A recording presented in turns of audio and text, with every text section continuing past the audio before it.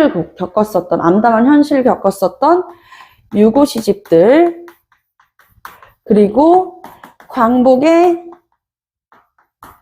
기쁨을 다룬 작품들도 이야기가 되었었고, 그리고 1950년 이 한국전쟁을 겪으면서부터는요, 이 6.25 전쟁의 처참함과 안담함, 그리고 한탄스러움, 그런 시들이 이제 주로 나오게 되었었다라고 이야기를 해볼 수가 있겠습니다.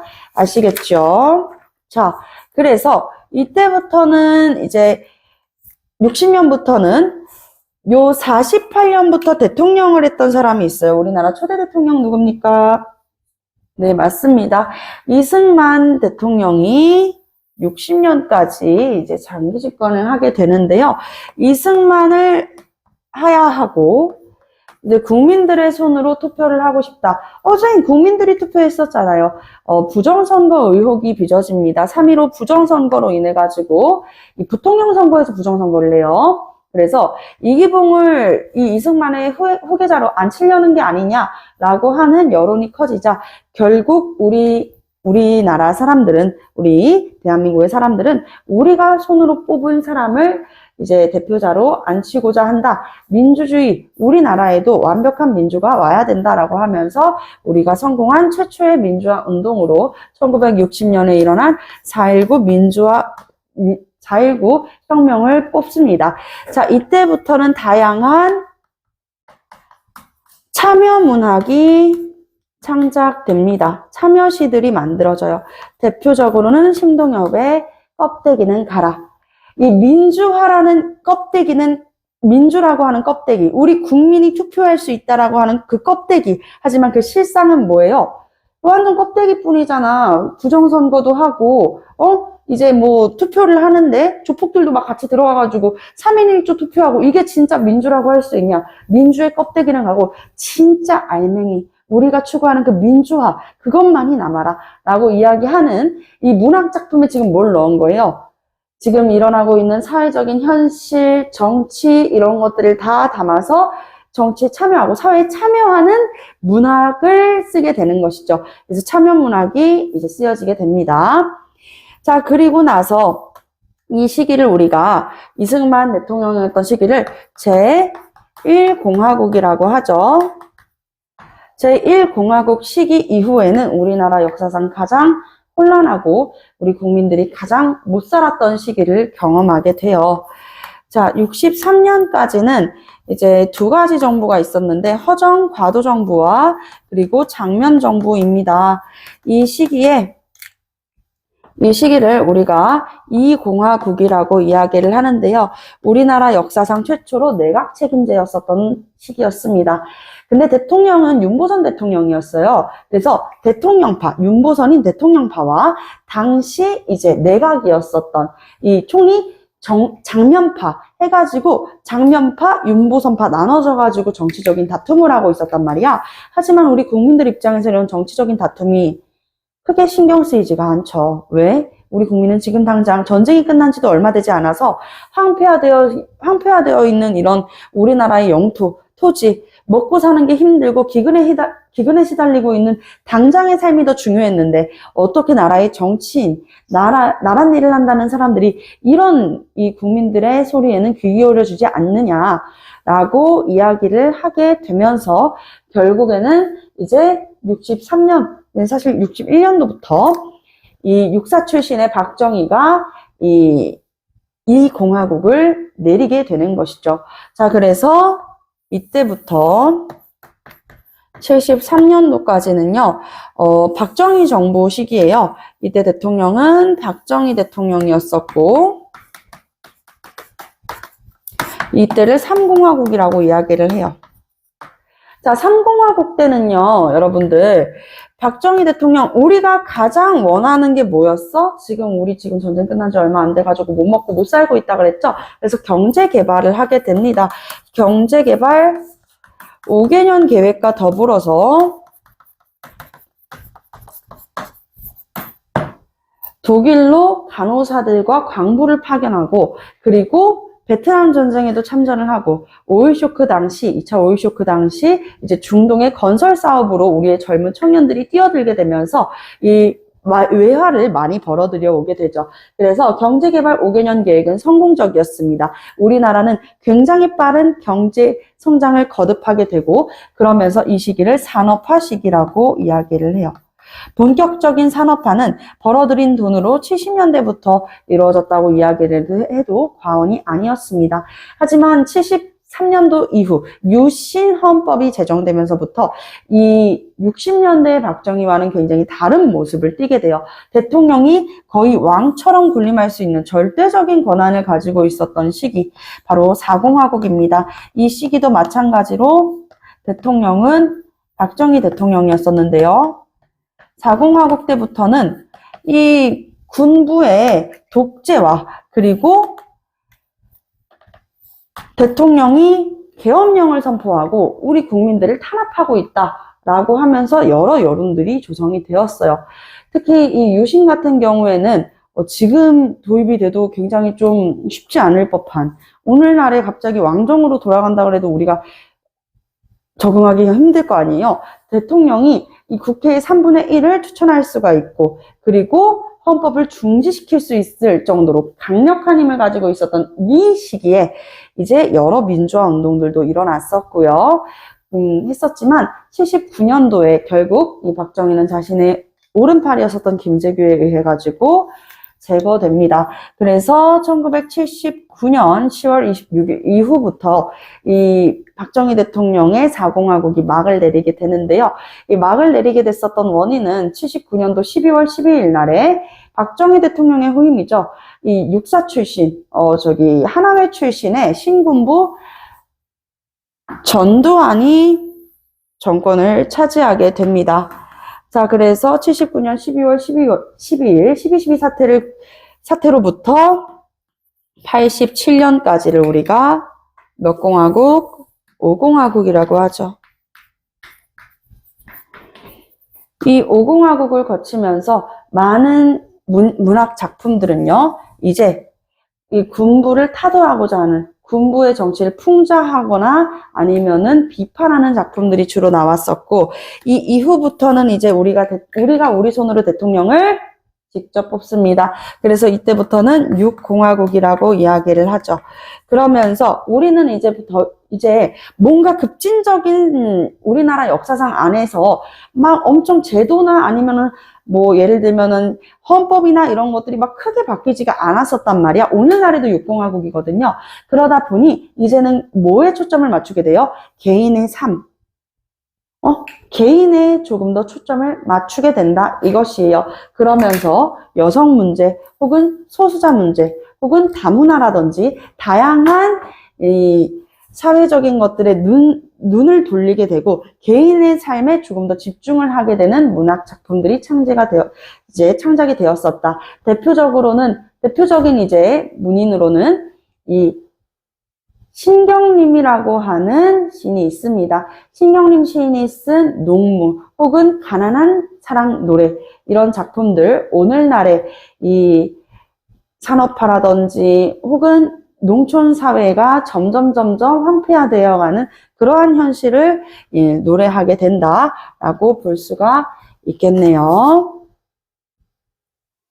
자, 그래서 여기 한번 보겠습니다. 선생님이 이야기를 한 대로 1950년대부터 60년대에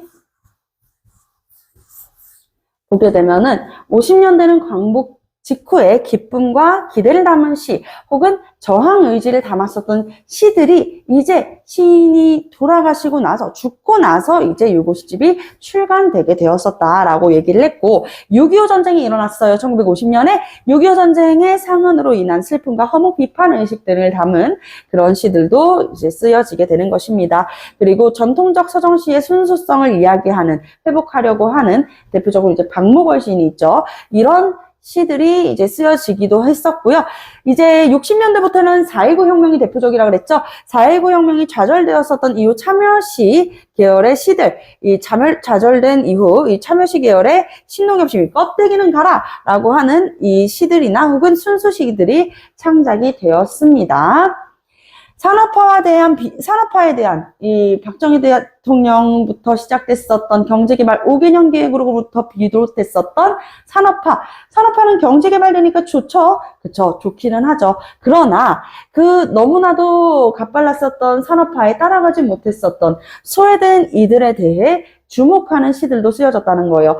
이런 70년대에 주목했었던 시도, 여러분들이 알고 있고, 또 소설도 알고 있는데, 대표적인 소설 뭐 있어요? 조세희의 난장이가 쏘아올린 작은 공이 있죠. 고은, 김지아, 정우승, 황지우 등이 이 산업화에 대한 비판을 담은 이 서정문학을 창작하게 되는 것입니다.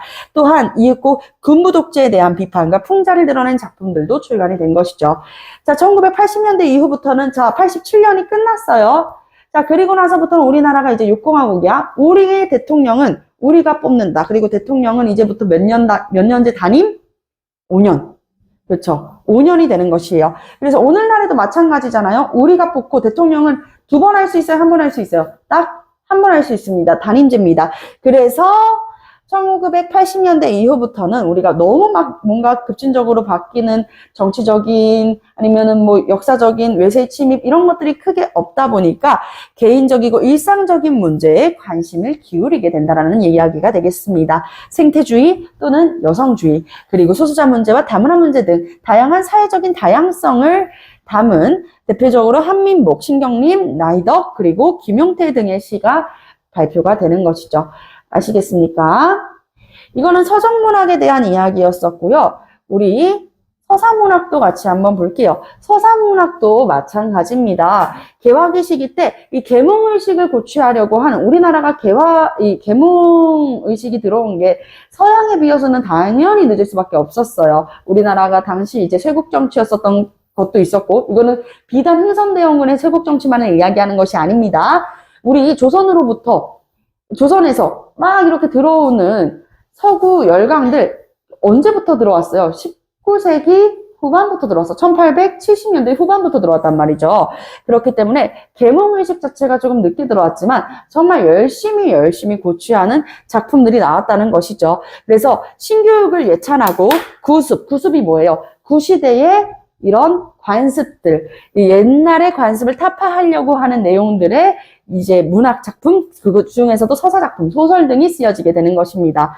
토론체 소설과 같이 기존의 형식을 벗어난 새로운 형식의 소설들이 등장했던 시기가 바로 개화기가 되겠습니다. 일제감정기 때는 어땠을까요? 1910년대부터 20년대였었던 일제감정기 때는요, 3.1운동 실패 이후 패배의식과 허무주의적 경향이 작품에 더불어가지고 아까 이야기했었던 조선 프롤레타리아 예술동맹이었었던 이 카프 결성으로 계급주의 소설도 등장하게 되었습니다.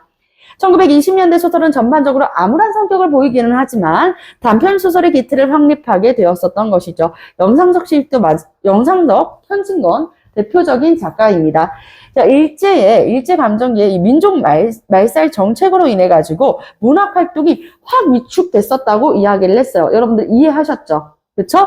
왜? 민족 말살 정책. 우리가 이제는 우리말을 배울 수도 없고 쓸 수도 없었던 시기. 왜? 여러분들은 더 이상 이하린, 유진, 심가율이 아닙니다. 뭐예요? 나카무라 하린, 야마모토 가율, 사쿠라 예린, 무라카미 우석이 되어버린 것이니까요. 우리의 뿌리를 바꿔놓고자 하고 있는데 우리가 우리말을 쓴 문학작품을 만들려고 하는 것을 가만두지 않았겠죠. 그러니까 문학작품이 만들어지는 이 창작의 활발함이 확 죽게 되는 것이죠. 시대적인 총체적 현실을 반영하는 리얼리즘 계열의 소설. 리얼리즘이라는 게 뭐야? 현실을 진짜 말 그대로 리얼이 현실이잖아요. 현실을 반영한 그런 현실적인 묘사와 재현하고자 하는 태도가 드러난 소설 등이 등장하게 되고 도시와 일상적 삶과 그리고 문명을 비판하는 모더니즘 계열 소설. 모더니즘, 쉽게 얘기하면 도시의 일상적인 삶 그리고 문명의 비판을 다뤘다는 것이 바로 모더니즘이 되겠습니다. 아시겠죠? 모더니즘 계열의 소설. 식민지 농촌의 실상을 다룬 소설이나 노동자의 삶과 투쟁을 다룬 소설들. 식민지 당시의 지식인의 고뇌를 다룬 소설, 식민지 당시 지식인의 고뇌를 다룬 서정 시들도 있습니다. 뭐가 있었어요? 윤동주 시인의 시들이 대표적으로는 다 이 지식인으로서의 삶을 어떻게 해요? 성찰하고 고뇌하면서 그리고 계속 참여하는 시들을 쓰죠. 자, 그런 소설과 시들이 쓰여지게 되고 인생 자체의 의미나 토속적인 세계를 다루는 소설 등 다양한 경향의 작품들이 발표가 되었습니다. 채만식, 이상, 박태원, 김유정, 그리고 김동리, 황순원, 이효석 등이 그랬습니다. 여러분들 다 이미 한 번씩 들어봤었던 작가들 아닙니까? 그쵸? 내려보겠습니다. 자, 그리고 광복이 되면서부터는요, 해방 직후에는 사회적인 혼란이 굉장히 많았어요. 그리고 대부분의 지식인들이 우리 남과 북으로 분열이 되었었다는데 대부분의 지식인들은 어디로 갔었을까? 북으로 올라갑니다. 북으로 올라가게 되면서 우리 당시에 이제 남한에 즉 대한민국에 남아 있었던 이 소설가들이 많지가 않았었어요.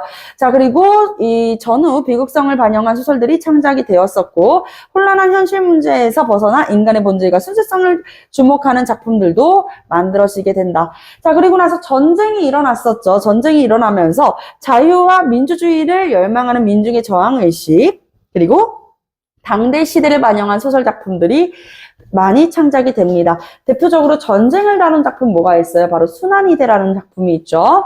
급속한 산업화와 도시화 이면에 자리한 농촌 공동체의 해체, 그리고 노동문제, 도시 빈민 문제 등 다양한 이 사회 문제, 특히 산업화의 문제를 다뤘었던 소설들이 만들어지게 되는 것입니다. 여기에 여러분들 아까 이야기했었던 이 난장이가 쏘아올린 작은 궁의 작가의 이름이 보이시죠? 이호철, 정관용, 김승옥, 그리고 조세희 등이 이 산업화에 대한 비판의식 혹은 이 문제를 담고 있는 소설들을 주제로 한 소설들을 쓰게 되었습니다. 1980년대에서는요, 독재 권력에 대한 민주화운동이 노동운동, 통일운동, 그리고 여성해방운동에 영향을 주게 됩니다. 대표적인 작가 양귀자가 있습니다. 양귀자는 여성 작가입니다. 자, 산업화와 그늘에 대한 비판과 반성의 내용을 다룬 소설 작품들이 대거 창작했었던 시기가 지금 이윽고 오늘날까지 이어져 가고 있습니다. 자, 여기까지 이야기를 해보았는데요. 우리 숙제가 있어요. 숙제는 여기 지금 페이지 수로는 45페이지부터 55페이지까지 풀어오는 것이 숙제가 되겠습니다. 잠시